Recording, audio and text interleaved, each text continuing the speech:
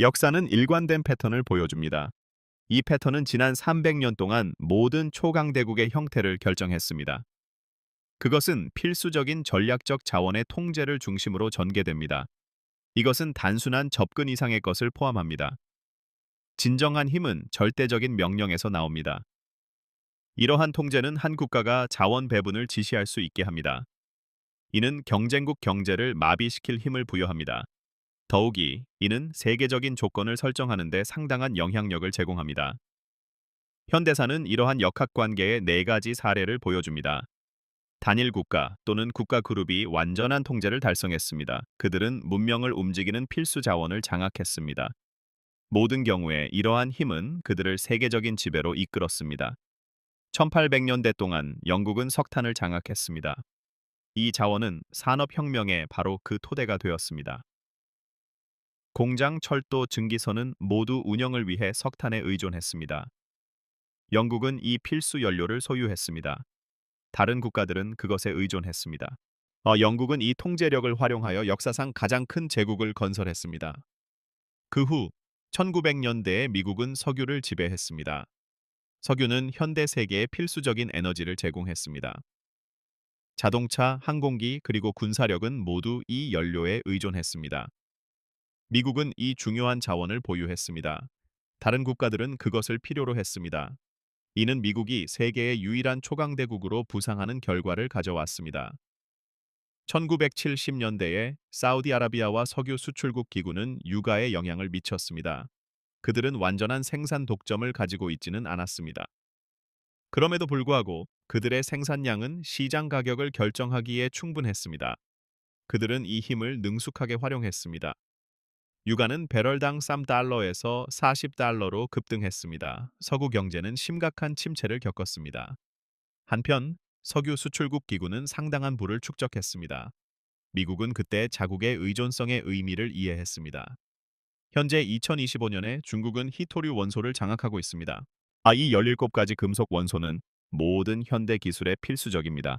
모든 스마트폰, 컴퓨터, 전기차는 그것들에 의존합니다. 심지어 첨단 미사일과 전투기도 이 재료들을 사용합니다. 중국의 관여는 단순히 이 원소들을 채굴하는 것을 넘어섭니다. 그들은 전 세계 가공 능력의 90%를 관리합니다. 히토류 없이는 현대 문명은 단순히 작동할 수 없습니다. 이 역사적 기록은 전략적 자원에 대한 독점이 어떻게 세계적인 초강대국을 형성하는지 보여줍니다. 영국은 석탄을 활용하여 지배력을 주장했습니다. 미국은 석유를 활용하여 통치를 확립했습니다. 사우디아라비아와 그 동맹국들은 석유를 사용하여 전 세계적으로 막대한 압력을 행사했습니다. 이제 중국은 히토류 원소를 사용하여 미래를 형성하고 있습니다. 각 사례에서 근본적인 패턴은 동일하게 유지됩니다. 그것은 발견, 개발, 독점, 의존, 영향력, 그리고 최종적인 붕괴라는 6가지의 뚜렷한 단계를 거쳐 진행됩니다. 네 가지 역사적 사례가 있는 이 주기는 현재 중국과 함께 5번째 단계에 있습니다. 히토류 독점은 확고히 확립되었습니다. 국제사회는 의존적이며 대안은 제한적으로 보입니다. 이 패턴을 더 자세히 탐구하기 전에 전략적 자원 독점이 무엇을 의미하는지 명확히 해야 합니다. 그것은 단순히 자원의 소유를 의미하는 것이 아닙니다. 대신 그것은 자원에 대한 절대적인 통제를 의미합니다. 이 둘 사이에는 중요한 구별이 있습니다. 전략적 자원은 3가지 특징적인 특성을 나타냅니다. 첫째, 이 자원들은 필수 불가결합니다. 문명은 그것들의 존재 없이는 기능할 수 없습니다. 1800년대에 석탄은 필수적인 것으로 입증되었습니다. 석탄 부족은 산업혁명을 완전히 막았을 것입니다. 이는 공장도, 기차도, 배도, 그리고 광범위한 전력도 없었을 것임을 의미했을 것입니다. 1900년대 동안 석유는 똑같이 중요해졌습니다. 석유 없이는 자동차도, 항공기도, 탱크도, 그리고 현대 경제도 없었을 것입니다. 오늘날 이 히토류 원소는 이 필수적인 지위를 가집니다. 히토류가 없는 세상은 스마트폰, 컴퓨터, 전기차, 풍력 터빈, 그리고 첨단 무기 시스템이 부족할 것입니다. 둘째, 이 자원들은 대체 불가능합니다. 그것들은 대체 재료로 쉽게 대체될 수 없습니다.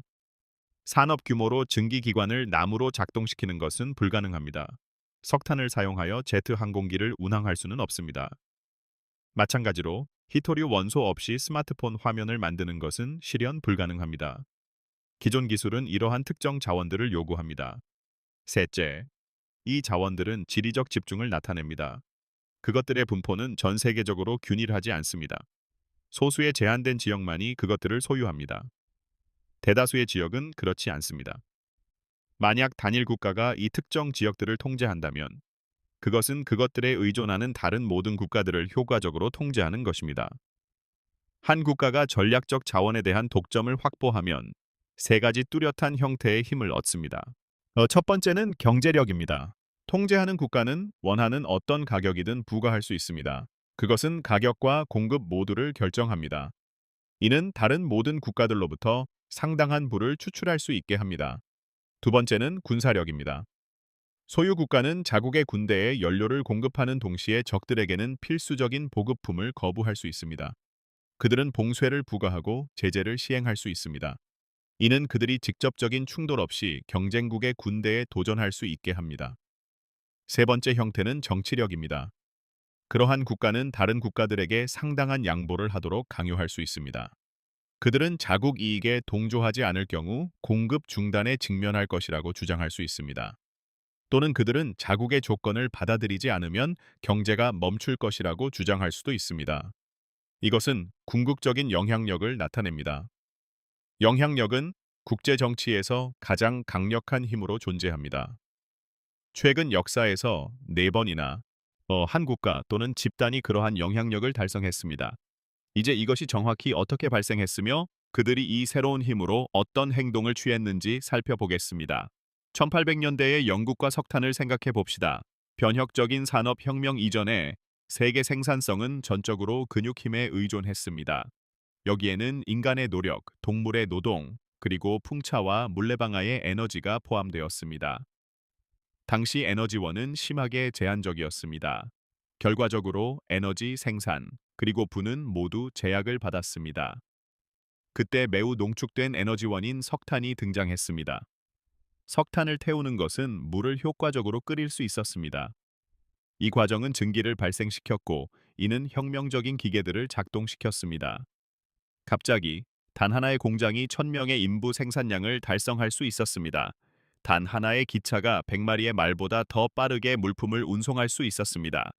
단 하나의 증기선이 바람의 영향을 받지 않고 전체 대양을 횡단할 수 있었습니다.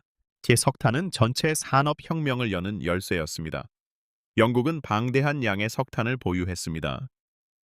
영국 제도는 거대한 석탄 매장지 위에 위치해 있습니다. 1800년까지 영국은 매년 1000만 톤의 석탄을 채굴하고 있었습니다. 이 양은 1850년까지 연간 5천만 톤으로 확대되었습니다. 1900년까지 생산량은 2억 2,500만 톤으로 급증했습니다. 영국은 단순히 석탄을 채굴하는 것 이상을 했습니다. 그들은 또한 광범위한 적용을 위한 필수적인 기반 시설을 건설했습니다. 석탄은 그들의 공장에 연료를 공급했습니다. 그것은 그들의 급성장하는 철도에 동력을 공급했습니다. 그것은 그들의 강력한 증기선을 움직였습니다. 영국은 가장 먼저 산업화했기 때문에 다른 모든 국가들보다 50년 앞서 나갔습니다. 이 독점은 여러 이점을 주었습니다. 첫째, 그것은 그들에게 압도적인 경제적 지배력을 부여했습니다. 영국 공장은 어떤 경쟁자보다 저렴하게 상품을 제조했습니다. 영국 철도는 더 빠른 속도로 제품을 운송했습니다. 영국 선박은 전 세계 무역 동맥을 효과적으로 통제했습니다. 1850년까지 영국은 전 세계 석탄, 철, 직물의 50% 이상을 생산했습니다. 그들은 본질적으로 전 세계의 제조 중심지가 되었습니다. 둘째, 그것은 비할 데 없는 군사적 지배력을 제공했습니다. 영국 해군은 도추로 움직이는 선박에서 증기 기술로 전환했습니다. 석탄을 연료로 하는 전함은 뛰어난 속도와 신뢰성을 보여주었습니다. 결정적으로 그들은 바람의 조건에 독립적으로 작동했습니다. 1880년까지 영국 해군은 300척 이상의 석탄 동력 전함을 지휘했습니다. 이는 그 시점까지 건설된 가장 크고 가장 발전된 해군력이었습니다. 모든 선박은 영국 석탄으로 작동했습니다. 셋째, 그들은 강력한 정치적 지배력을 달성했습니다. 영국은 단순한 석탄 생산을 넘어 통제력을 확장했습니다. 그들은 또한 중요한 석탄 공급 경로를 관리했습니다. 여기에는 지브롤터, 이집트, 인도, 싱가포르, 그리고 남아프리카와 같은 전략적 위치에 있는 필수적인 석탄 보급 기지가 포함되었습니다. 해군력을 투사하려는 모든 경쟁국은 석탄에 대한 접근이 필요했습니다. 영국은 그 석탄의 가용성과 위치를 결정했습니다. 이것이 그들의 궁극적인 영향력이었습니다. 1900년까지 영국은 지구 육지 면적의 25%를 통치했습니다. 이 지배 영역에는 사형명의 인구가 포함되었습니다. 그것은 인류 역사상 가장 큰 제국으로 존재했습니다. 이 전체 구조는 근본적으로 석탄 위에 건설되었습니다. 단일 전략적 자원의 숙달은 한 세기 동안의 영국 우위를 확립했습니다. 그러나 독점은 무한정 지속되는 경우가 거의 없습니다. 다른 국가들도 곧 자국의 석탄 매장지를 발견했습니다. 독일은 자체 산업화를 겪었습니다. 미국 또한 산업화했습니다. 1914년까지 영국의 석탄 독점은 사실상 끝났습니다. 제국 자체는 40년 더 지속되었습니다. 그러나 그 근본적인 기반은 눈에 띄게 약화되고 있었습니다. 1800년대의 전략적 자원은 1900년대의 그것과 달랐습니다. 석탄은 점차 석유로 대체되고 있었습니다. 다음으로 1900년대의 미국과 석유입니다. 1859년에 에드윈 드레이크는 펜실베이니아에서 세계 최초의 상업 유정을 성공적으로 시추했습니다. 초기의 석유는 주로 등유 램프의 연료로 사용되었습니다. 그것은 고래 기름을 쉽게 대체할 수 있는 것을 제공했습니다. 이 초기 단계에서는 전략적 중요성을 가지지 않았습니다. 그 후 내연기관은 에너지 사용을 혁신했습니다. 갑자기 석유는 램프 연료로서의 역할을 넘어섰습니다. 그것은 중요한 동력권이 되었습니다. 자동차는 휘발유로 달렸습니다. 트럭은 경유로 작동했습니다. 선박은 추진력을 석탄에서 석유로 전환했습니다. 1920년대까지 석유는 빠르게 필수 불가결한 것이 되었고 미국은 방대한 양을 소유했습니다. 가장 초기의 중요한 유전은 펜실베이니아에서 나타났고 이어서 텍사스, 오클라호마, 그리고 캘리포니아에서 발견되었습니다. 1920년까지 미국은 전 세계 석유 생산량의 60%를 차지했습니다. 그 국가는 막대한 매장량, 저렴한 채굴 방법, 그리고 견고한 국내 소비 시장을 자랑했습니다. 미국은 단순히 석유를 생산하는 것만이 아니었습니다. 그것을 중심으로 한 전체 인프라를 구축했습니다. 이 방대한 네트워크에는 정유시설, 송유관, 주유소, 고속도로, 그리고 주거 교외 지역이 포함되었습니다. 전체 미국 경제는 근본적으로 이 저렴하고 풍부한 석유를 중심으로 구축되었습니다. 그 후 제2차 세계대전이 발발했습니다. 석유는 승리를 위한 결정적인 전략적 자원으로 빠르게 부상했습니다. 독일은 석유를 긴급히 필요로 했습니다. 그들의 군대는 그것을 확보하기 위해 코카서스 지역을 침공했지만 궁극적으로 실패했습니다. 일본 또한 석유 부족으로 고통받았습니다. 미국은 일본에 대해 석유 금수 조치를 부과했습니다. 이 행동은 진주만 공격을 직접적으로 촉발했습니다. 일본은 자국의 군대와 경제가 석유 없이는 작동할 수 없었기 때문에 전쟁을 감수했습니다. 그들은 결국 패배를 맞았습니다. 연합군은 미국의 석유 매장량 덕분에 제2차 세계대전에서 부분적으로 승리했습니다. 미국은 자국의 군대에 보급했습니다. 그것은 또한 영국군과 소련군에게 연료를 제공했습니다. 반대로 독일과 일본은 심각한 연료 부족을 겪었습니다. 1945년까지 미국은 석유의 막대한 전략적 가치를 명확히 입증했습니다.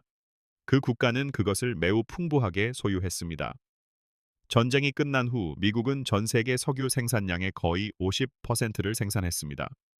1900년대 중반에는 사우디아라비아와 같은 역할을 했습니다. 값싼 휘발유, 막대한 소비, 급성장하는 경제, 그리고 전체 군대가 모두 이 자원에 의존했습니다. 1950년에 미국 군대는 전 세계에서 가장 큰 단일 석유 소비자가 되었습니다. 탱크, 항공기, 그리고 선박은 오직 석유 동력으로만 움직였습니다. 미국은 이 모든 것을 움직이는 데 필요한 공급량을 보유하고 있었습니다. 이러한 독점은 상당한 결과를 가져왔습니다. 첫째로, 그것은 경제적 우위를 부여했습니다. 이 시기는 이른바 미국의 세기를 시작했습니다. 교외 확장, 광대한 고속도로, 그리고 광범위한 자동차 소유가 일반적이 되었습니다. 저렴한 운송과 상품은 견고한 소비 경제를 부채질했습니다. 이 모든 발전은 값싼 석유에 의해 뒷받침되었습니다. 둘째로 그것은 군사적 우위를 보장했습니다. 미군은 전 세계 어디든 전력을 투사할 수 있는 능력을 갖추었습니다. 항공모함 전단, 전략 폭격기 함대, 그리고 수많은 해외 기지 모두 석유에 의존했습니다. 미국은 충분한 석유 공급을 유지했습니다. 셋째로, 그것은 정치적 우위를 확보했습니다. 여기에는 브레턴 우즈 시스템의 설립과 기축 통화로서 미국 달러의 지위가 포함되었습니다. 전 세계는 이러한 합의를 대체로 받아들였습니다. 이는 미국이 석유 자원을 지배했기 때문입니다. 미국은 막대한 경제력과 군사력을 모두 행사했습니다. 이 두 가지 강점의 기둥은 모두 석유 위에 세워졌습니다. 1970년경, 미국은 세계 유일의 초강대국으로 우뚝 섰습니다. 지구상에서 가장 부유한 국가였습니다. 또한 가장 강력한 군대를 보유했습니다. 이러한 힘은 근본적으로 석유 지배력에 뿌리를 두고 있었습니다.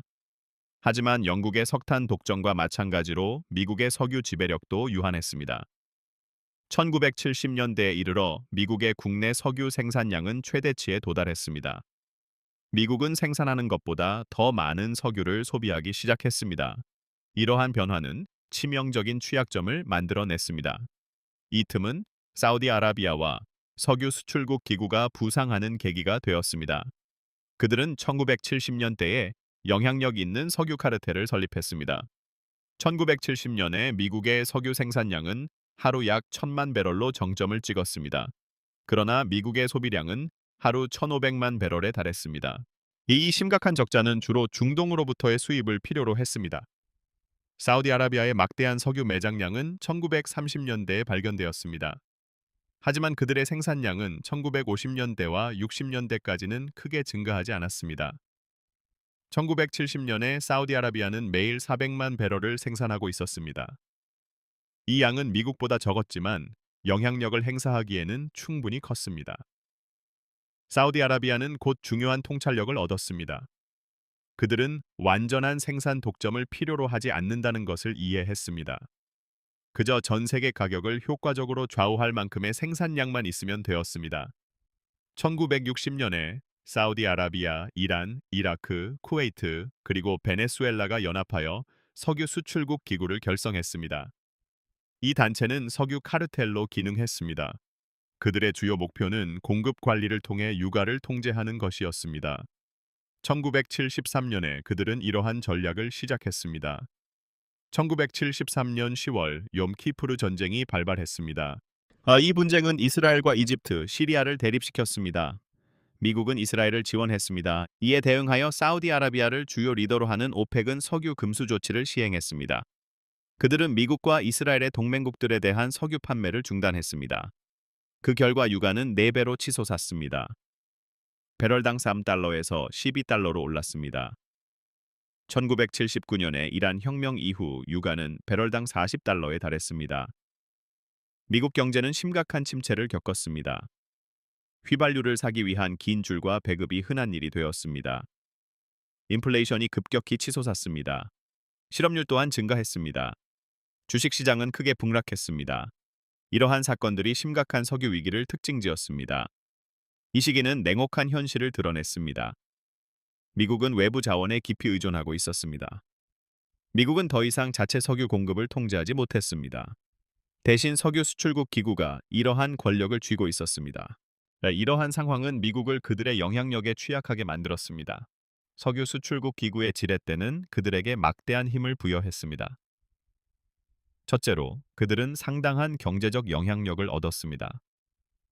석유 생산국들은 거의 하룻밤 사이에 막대한 부를 축적했습니다. 사우디아라비아는 사막 왕국에서 1인당 소득 기준으로 지구상에서 가장 부유한 국가 중 하나로 변모했습니다. 이후 수조 달러가 오펙 회원국들로 흘러 들어갔습니다. 둘째로, 그 기구는 상당한 정치적 권력을 획득했습니다. 미국은 협상할 수밖에 없었습니다. 여러 합의가 이루어졌습니다. 예를 들어 미국은 안정적인 유가에 대한 대가로 사우디아라비아의 안보를 보장했습니다. 또한 석유 자원을 보호하기 위해 중동 지역 분쟁에 깊이 개입하게 되었습니다. 미국은 석유 이권 때문에 이라크에 두 번이나 개입하기도 했습니다. 석유 수출국 기구가 석유에 대한 절대적인 독점을 가지고 있지는 않았지만 그 생산량은 가격을 좌우하기에 충분했습니다. 네, 이러한 영향력은 전 세계 역학을 바꿀 만큼 강력하다는 것이 입증되었습니다. 석유 위기는 전 세계에 중요한 교훈을 주었습니다. 어떤 전략적 자원에 과도하게 의존하는 것은 위험한 취약점을 만듭니다. 만약 당신이 필요로 하는 것을 다른 주체가 통제한다면 그 주체는 사실상 당신을 통제하는 것입니다. 이 교훈은 오늘날 그 어느 때보다 적절합니다. 현재 중국은 21세기의 전략적 자원을 지배하고 있습니다. 이 필수 자원은 히토류 원소로 구성되어 있으며 전 세계의 히토류 의존도는 완전합니다. 2025년의 중국을 생각해 봅시다. 히토류 원소는 최전선에 있습니다. 대부분의 사람들은 히토류 원소에 대해 들어본 적이 없지만 그것들은 매일 사용됩니다. 히토류는 주기율표에 있는 17가지 금속 원소로 이루어져 있습니다. 그 이름에는 너디뮴, 디스프로슘, 란타늄, 유로듐, 그리고 터뷴이 포함됩니다. 이 원소들은 독특한 자기적, 발광성, 그리고 전기화학적 특성을 보여줍니다. 이러한 특성들은 현대 기술에 필수적입니다. 너디뮴은 전기 모터에 동력을 공급하는 자석의 핵심 구성 요소입니다. 모든 전기 자동차에는 몇 킬로그램의 너디뮴이 포함됩니다. 각 풍력 터빈에는 수백 킬로그램이 들어갑니다. 디스프로슘은 이러한 자석이 고온에서 효과적으로 기능하도록 합니다. 그것이 없으면 전기 모터는 빠르게 과열될 것입니다. 유로듐과 터뷴은 디지털 화면에서 빨간색과 녹색을 생성하는 역할을 합니다. 모든 스마트폰, 노트북, 그리고 텔레비전은 이 원소들에 의존합니다. 또한 란타늄은 카메라 렌즈에도 존재합니다. 세륨은 촉매 변환기에 사용됩니다. 이트륨은 발광 다이오드와 레이저에서 발견될 수 있습니다. 적용 분야의 목록은 광범위하게 계속됩니다. 히토류 없이는 현대 스마트폰과 컴퓨터를 만들 수 없습니다. 전기 자동차와 풍력 터빈 또한 이러한 재료에 크게 의존합니다. 게다가 태양 전지판, 자기 공명 영상 장치, 그리고 광섬유 모두 히토류를 필요로 합니다. 이 원소들은 또한 첨단 무기 시스템에도 필수적입니다. 예를 들어 F-35 전투기는 920파운드의 히토류를 사용합니다. 버지니아급 잠수함은 수천 파운드를 포함합니다. 정밀 유도 미사일에는 특정 히토류 자석이 필요합니다. 그러므로 현대 군대는 이러한 필수 재료 없이는 작동할 수 없습니다. 중국은 현재 히토류 공급을 통제하고 있습니다. 이제 이 중요한 상황이 어떻게 전개되었는지 살펴보겠습니다. 히토류는 진정으로 희귀한 광물이 아닙니다. 그것들은 지구 지각 내에 비교적 풍부하게 존재합니다. 문제는 그들의 낮은 농도와 분산에 있습니다. 그것들은 일반적으로 다른 다양한 원소들과 혼합되어 있습니다. 결과적으로 히토류 추출은 어렵고 환경적으로도 유해합니다. 1980년대와 1990년대 동안 미국은 히토류의 세계적인 선두 생산국이었습니다. 캘리포니아의 마운틴 패스 광산 단독으로 전 세계 히토류 수요의 대부분을 공급했습니다. 이후 중국이 세계 시장에 진출했습니다. 중국의 광업은 훨씬 낮은 비용을 자랑했습니다. 이는 부분적으로 엄격한 환경 규제의 부족과 저렴한 노동력의 가용성 때문이었습니다. 더욱이 중국 정부는 국내 생산에 막대한 보조금을 제공했습니다. 2000년대에 이르러 중국 히토류는 미국 히토류보다 상당히 저렴해졌습니다. 미국 기업들은 경쟁할 수 없었습니다. 마운틴 패스 광산은 결국 2002년에 운영을 중단했습니다. 2010년에 이르러 중국은 전 세계 히토류 생산량의 97%를 통제했습니다. 오늘날 중국은 히토류의 약 70%를 추출합니다. 결정적으로 이러한 원자재의 90% 이상을 가공합니다. 가공은 진정으로 가장 중요한 단계입니다. 히토류 광석을 채굴하는 것은 가능하지만 그 광석을 사용 가능한 금속으로 변환하는 것은 복잡한 화학적 절차를 요구합니다. 이 다단계 공정은 개별 원소를 분리하고 정제하며 특정 화합물을 공식화하는 것을 포함합니다. 이러한 특수 화합물은 첨단 제품 제조에 필수적입니다. 중국은 이 전체 인프라를 세심하게 구축했습니다. 다른 어떤 나라도 이러한 노력을 따라하지 못했습니다. 결과적으로 미국, 유럽, 그리고 일본은 히토류 가공에 있어 중국에 전적으로 의존하게 되었습니다. 이들 국가는 중국에서 구매하는 것이 더 저렴한 대안을 제공했기 때문에 자체 국내 가공 능력을 해체했습니다. 이제 세계는 위태로운 덫에 갇혀 있습니다. 중국의 거의 독점적인 지위는 상당한 이점을 제공합니다. 첫째로, 그것은 상당한 경제력을 부여합니다.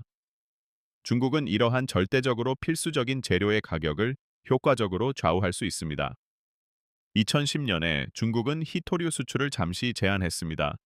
이 조치로 인해 가격은 하룻밤 사이에 10배로 인상되었습니다. 전 세계는 광범위한 경각심을 가지고 반응했습니다. 중국의 메시지는 부인할 수 없이 분명했습니다.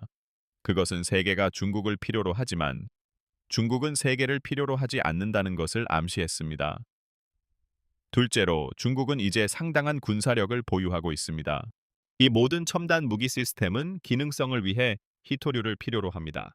미군은 중국 히토류 공급에 전적으로 의존합니다. 만약 중국이 이 공급을 중단한다면 미국은 F-35기를 만들 수 없을 것입니다. 미사일을 생산할 수 없을 것입니다. 또한 기존 함대를 유지하는 데 어려움을 겪을 것입니다.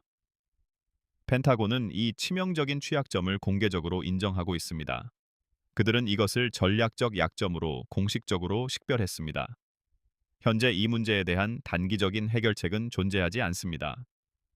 셋째로, 중국은 막대한 정치적 권력을 행사합니다. 히토류에 대한 접근 권한을 지렛대로 전략적으로 사용할 수 있습니다.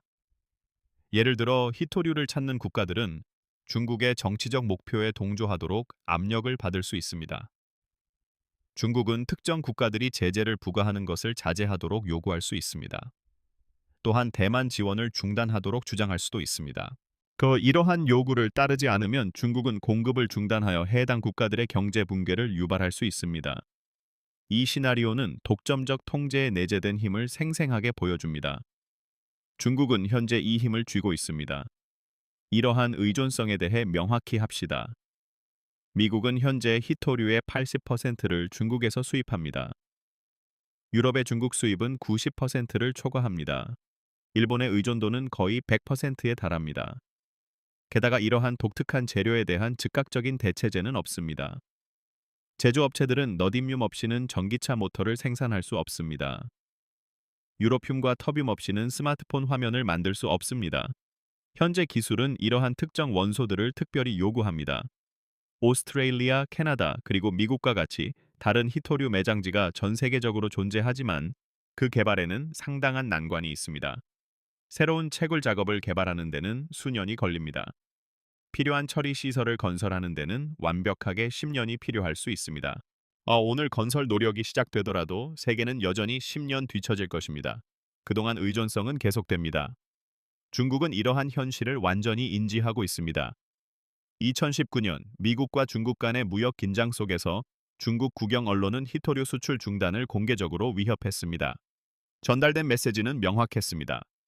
이는 세상이 중국을 필요로 하는 정도가 중국이 세상을 필요로 하는 정도보다 훨씬 더 크다는 점을 강하게 암시했습니다. 명확한 의미는 다른 국가들이 반대를 철회해야 한다는 것이었습니다. 미국은 이후 입장을 철회했습니다. 이제 전체적인 패턴을 살펴보겠습니다. 역사적 사례 4가지는 모두 동일한 6단계의 진행 과정을 따릅니다. 이 사례들에는 영국의 석탄, 미국의 석유, 석유 수출국 기구의 석유, 그리고 중국의 히토류가 포함됩니다. 이 순서의 첫 번째 단계는 자원 발견입니다. 누군가 인간 문명의 다음 단계의 필수적인 재료를 식별합니다. 석탄은 산업화를 이끌었습니다. 석유는 전 세계 운송과 현대전을 움직였습니다. 히토류는 이제 디지털 기술과 녹색 에너지 이니셔티브에 활력을 불어넣습니다. 이 초기 단계에서는 자원이 인지되었지만 아직 전략적 중요성을 얻지는 못했습니다.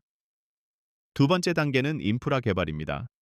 특정 국가는 자원을 대규모로 추출, 처리 및 활용하는 데 필요한 인프라를 구축합니다. 영국은 광범위한 탄광, 철도망, 그리고 강력한 증기기관을 건설했습니다. 미국은 수많은 유정, 정교한 정유시설, 그리고 광대한 고속도로 시스템을 개발했습니다. 중국은 포괄적인 히토류 광산과 첨단 처리 시설을 구축했습니다. 이 개발 단계는 일반적으로 수십 년에 걸쳐 진행됩니다. 이는 상당한 투자, 전문 지식, 그리고 세심한 장기 계획을 요구합니다. 이 중요한 인프라를 먼저 개발하는 국가는 결정적인 이점을 얻습니다. 세 번째 단계는 독점 확립입니다. 단일 국가 또는 집단이 공급의 대부분을 통제합니다. 이 통제가 반드시 100%인 것은 아니지만 이의 가격을 좌우하고 특정 조건을 부과하기에 충분합니다. 영국은 1800년대 동안 전 세계 석탄 공급의 50% 이상을 통제했습니다. 미국은 1940년대와 1950년대에 전 세계 석유의 50% 이상을 통제했습니다.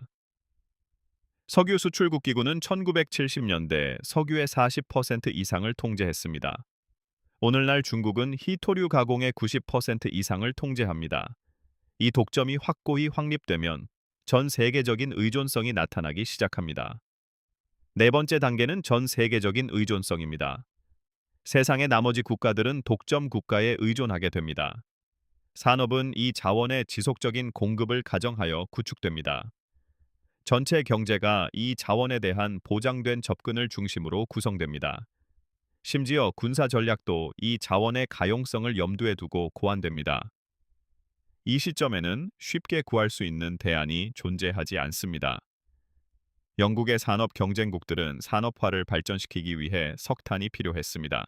이 미국의 경쟁국들은 현대적인 군대를 건설하기 위해 석유가 필요했습니다. 현재 세계는 첨단 기술을 개발하기 위해 희토류를 필요로 합니다.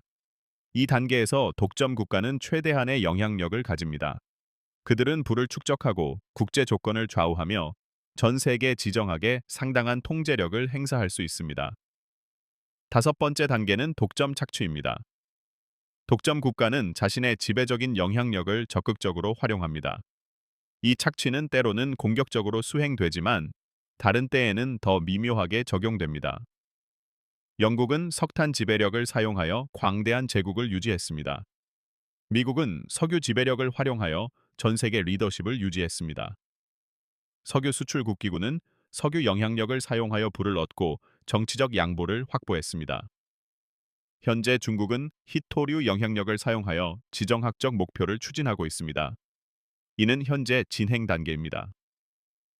중국이 독점을 유지하고 있습니다. 세계는 의존적인 상태로 남아 있으며 중국은 그 위치를 적극적으로 활용하고 있습니다. 이 여섯 번째이자 마지막 단계는 독점 붕괴입니다. 결국 모든 독점은 끝납니다. 경쟁자들은 실행 가능한 대안과 함께 등장합니다. 새로운 자원이 발견되고 기술 발전이 변화를 가져옵니다. 때때로 독점 국가는 자신의 이점을 과도하게 활용합니다. 이러한 실수는 강력한 반발을 촉발할 수 있습니다. 영국의 석탄 독점은 다른 국가들이 산업화하고 석유가 석탄을 대체하기 시작하면서 끝났습니다. 미국의 석유 독점은 국내 생산량이 최고조에 달하고 석유 수출국 기구가 결성되면서 종료되었습니다. 석유 수출국 기구의 영향력은 비석유 수출국 기구 생산량이 증가하면서 이후 약화되었습니다.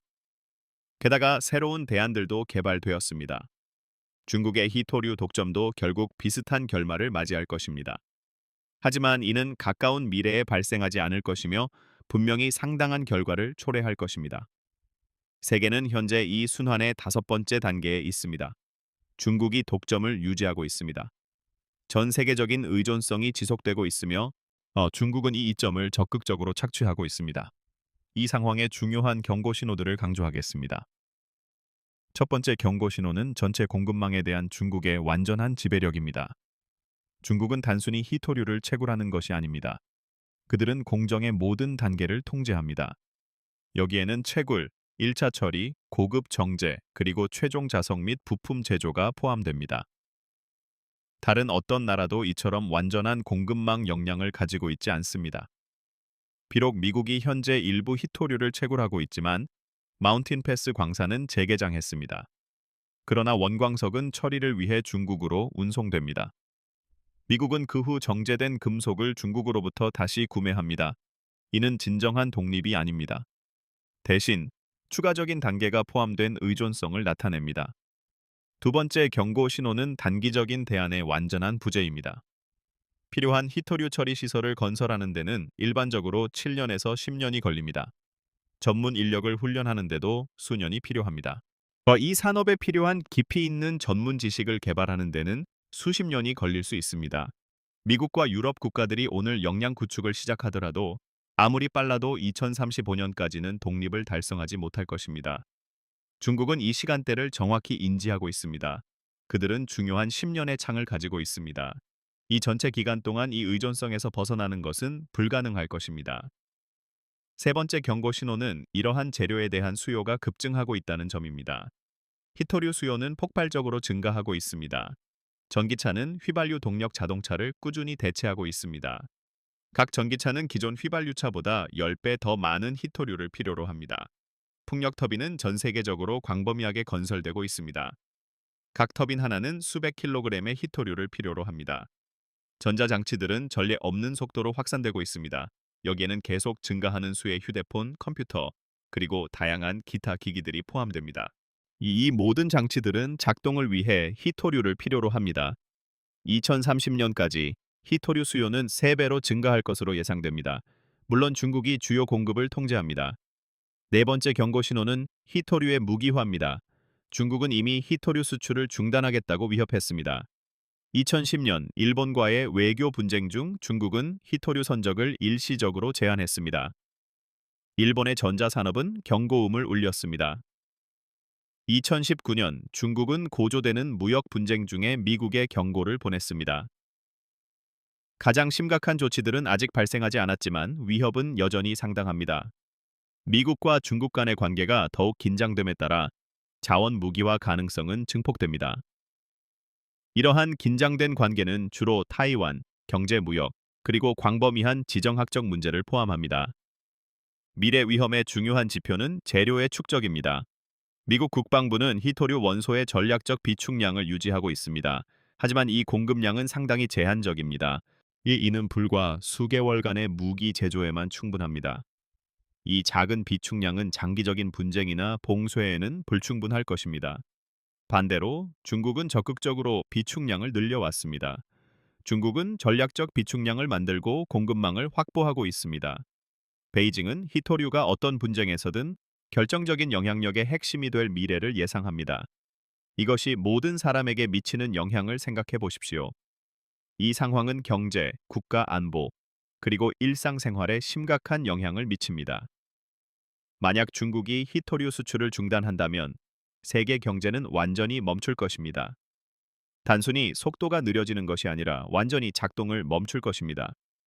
새로운 스마트폰, 전기차, 그리고 풍력 터빈의 생산이 중단될 것입니다. 현재의 전자제품 제조는 몇 개월 내에 중단될 것입니다. 전 세계 공급망은 즉시 붕괴할 것입니다. 애플, 테슬라, 그리고 삼성과 같은 주요 기업들은 중국산 히토류에 크게 의존합니다. 이 필수 재료들이 없으면 그들의 생산은 중단되고 금융시장은 폭락할 것입니다. 국가 안보와 관련하여 미국 군대는 히토류 원소 없이는 효과적으로 작동할 수 없습니다. 만약 중국이 이 공급을 중단하면 새로운 무기를 만들 수 있는 능력은 사라질 것입니다. F-35 프로그램은 개발을 중단할 것입니다. 미사일 제조 또한 중단될 것입니다. 이 결과는 미국 군대가 의존하는 기술적 우위를 약화시킬 것입니다. 정밀 유도 시스템, 스텔스 기술, 그리고 첨단 센서는 모두 히토류 부품을 필요로 합니다. 미국은 현재 이러한 중요한 재료를 중국에 의존하고 있습니다. 이 상황은 전략적 재앙을 의미합니다. 일상생활 측면에서 스마트폰이 갑자기 고장나는 상황을 생각해 보십시오. 그러면 대체품을 구할 수 없을 것입니다. 마찬가지로 자동차가 고장나는 것을 상상해 보십시오. 새로운 전기차를 구매하는 것은 불가능해질 것입니다. 당신의 노트북 컴퓨터도 고장날 수 있습니다. 이 새로운 컴퓨팅 장치는 구매할 수 없을 것입니다. 이 시나리오는 히토류 공급 중단의 결과를 보여줍니다. 현대 세계는 이 필수 원소들 없이는 단순히 작동할 수 없습니다. 이제 많은 사람들 사이에서 흔한 질문이 생깁니다. 단순히 대체 재료를 발견할 수는 없을까요? 우리 자신의 히토류를 추출하는 것이 가능할까요? 우리가 이 의존성으로부터 진정으로 독립을 달성할 수 있을까요? 대답은 긍정적이지만 가까운 미래는 아닙니다. 이 원소들을 채굴하는 것은 실제로 실행 가능한 선택지입니다. 미국, 오스트레일리아, 캐나다, 그리고 몇몇 다른 국가들은 히토류 매장지를 가지고 있습니다. 마운틴 패스 시설은 운영을 재개했습니다.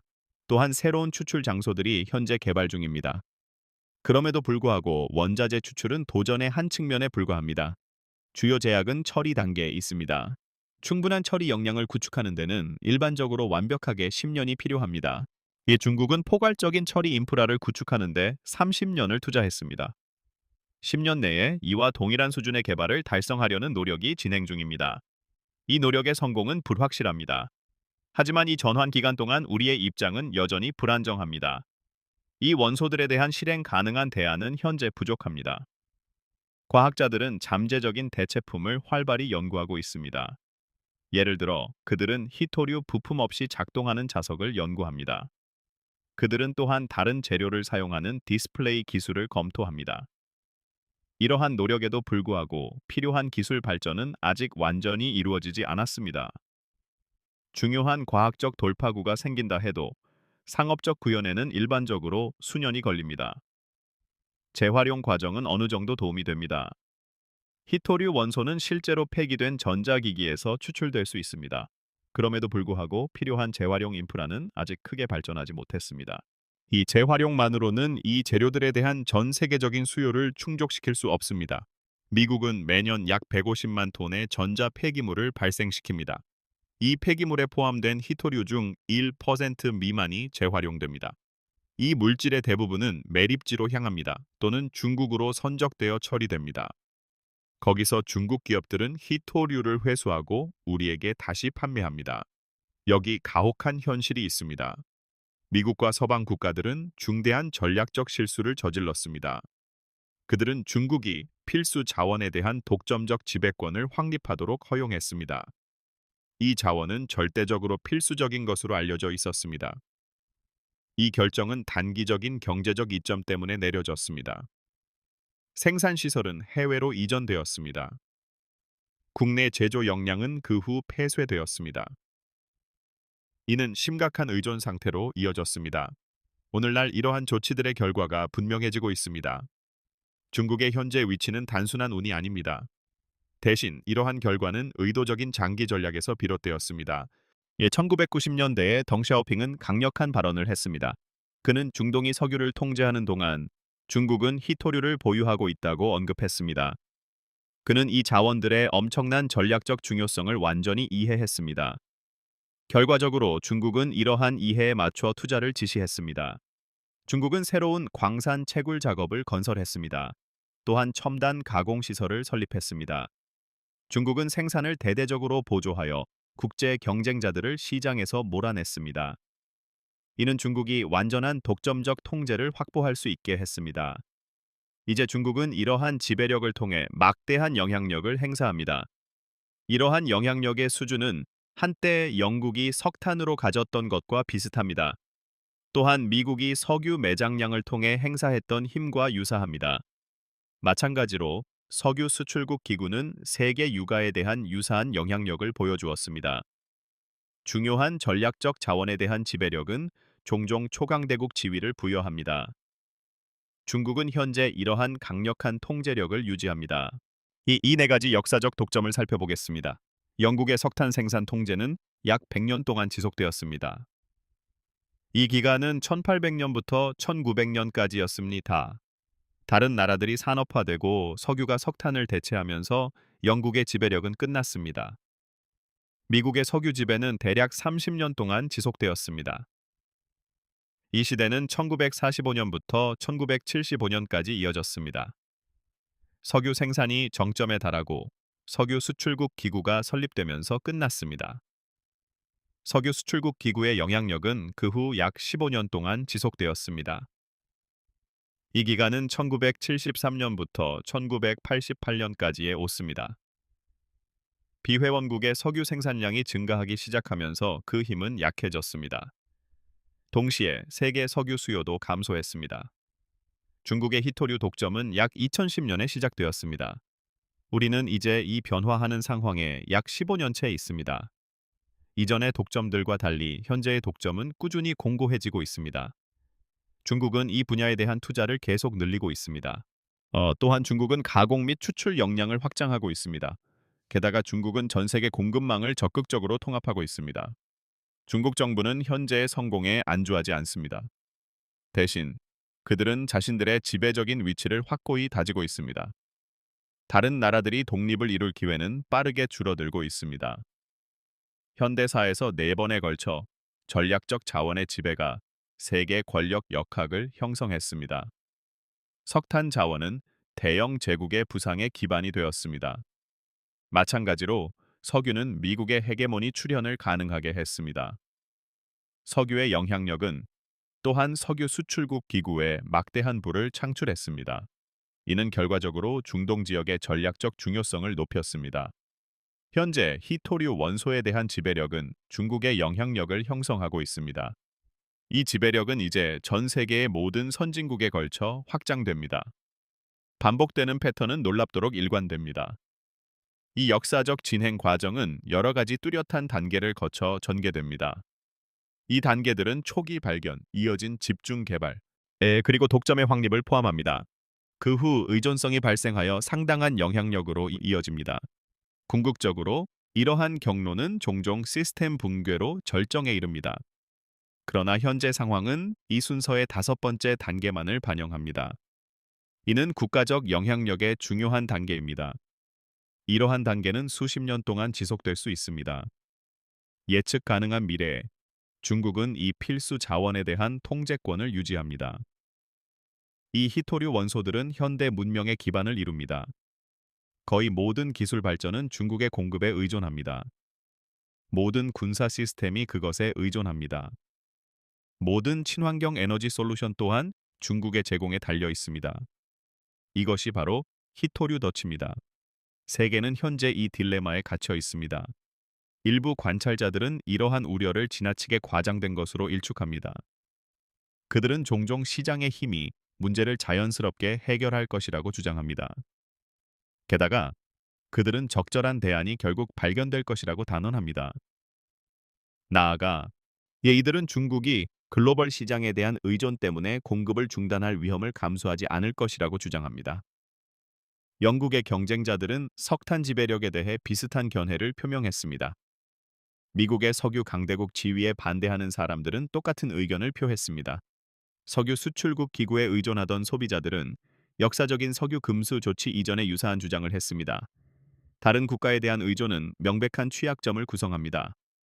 필수 자원이 경쟁국으로부터 올 때 자신의 입장은 본질적으로 약해집니다. 중국은 이러한 전략적 현실을 완전히 인지하고 있습니다. 미국 국방부 또한 이 심오한 진실을 이해합니다. 핵심 질문은 더 넓은 대중이 이러한 인식을 공유하는지 여부입니다. 되돌릴 수 없는 시점 이전에 충분한 조치가 취해질지 고려하는 것이 중요합니다. 이 순간 중국은 상당한 우위의 위치를 차지합니다. 세계는 의존적이며 취약한 상태로 남아 있습니다. 이 공영에 대한 즉각적인 해결책은 현재 존재하지 않습니다. 이것이 바로 전략적 자원 독점의 막대한 힘입니다. 이는 어려운 히토류 덫을 보여줍니다. 이 정보가 기술, 지정학, 그리고 세계 권력의 미래에 대한 여러분의 관점을 바꿨다면 구독을 고려해 주십시오. 중국은 궁극적으로 이 상당한 영향력을 사용할 것입니다. 히토류 위기가 부인할 수 없는 현실이 될 때 그 기원과 함의를 이해하는 것이 중요할 것입니다. 이 패턴은 역사상 총 4번 반복되었습니다. 석탄 시대, 이어진 석유 시대, 그리고 다시 석유 시대를 아울렀습니다. 현재 히토류는 이러한 추세의 최신 반복을 나타냅니다. 매번 핵심 자원에 대한 통제가 세계적 리더십을 좌우했습니다.